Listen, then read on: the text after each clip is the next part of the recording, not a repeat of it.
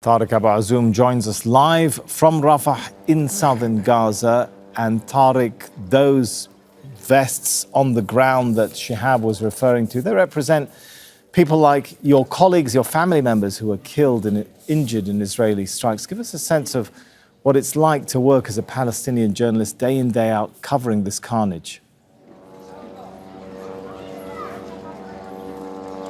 Yes, Sammy, that in fact reflects the grim reality on the ground, what that is related to Palestinian journalists.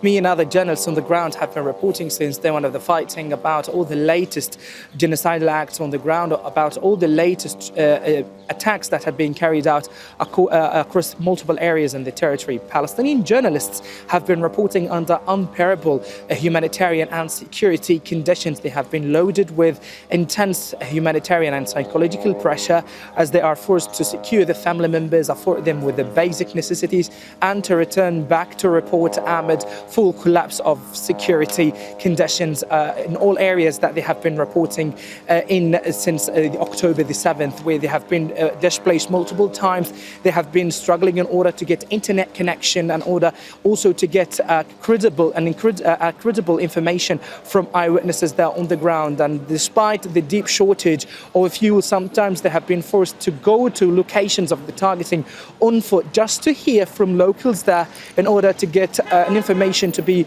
told to the international community and to keep the world informed. And that is a part of what Palestinian journalists have been going through since the outbreak of this conflict, with no sense of a protection for journalistic crews on the ground. We are talking about more than 140 Palestinian journalists have been killed since the beginning of the war. Amid the Israeli military had targeted them alongside with the family members. Some of them have been killed as they were reporting on the ground, while others have been killed even during the work in covering all the latest genocide and the attacks on the Palestinian civilians. And what we have been really going through within the beginning of this war on the ground is that we have been experiencing high psychological trauma regarding the scenes of blood, the scenes of victims.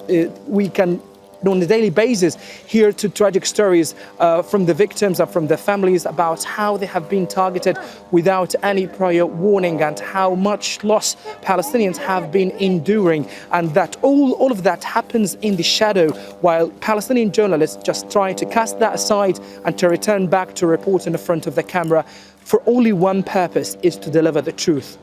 And Tareq, I referred earlier to people writing messages on their tents about the student protests in the US. How widely are those sentiments resonating in Gaza?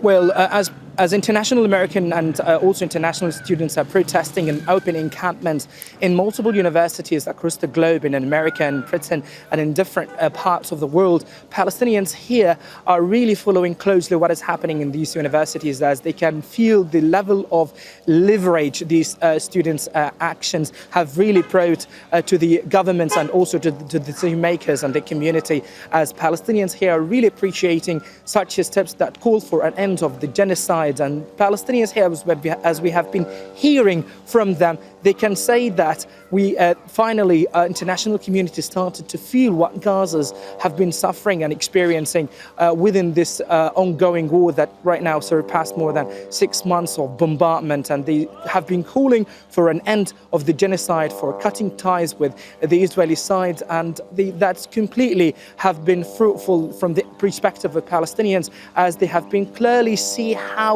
these acts have been contributed to increasing the international awareness about what is going on in Gaza Strip, calling for an immediate ceasefire and for bring an end for the fighting on the Gaza Strip. But what we can also say, as we've been hearing from Palestinians, is that they do know only one fact: that this international movement that had been taken by international students are highly and profoundly appreciated, as they are also calling for further steps to be taken in order to exert more pressure on the decision makers, just at least to bring peace again to the Gaza Strip, where Palestinians have been under unrelenting bombardment for more than 6 months right now.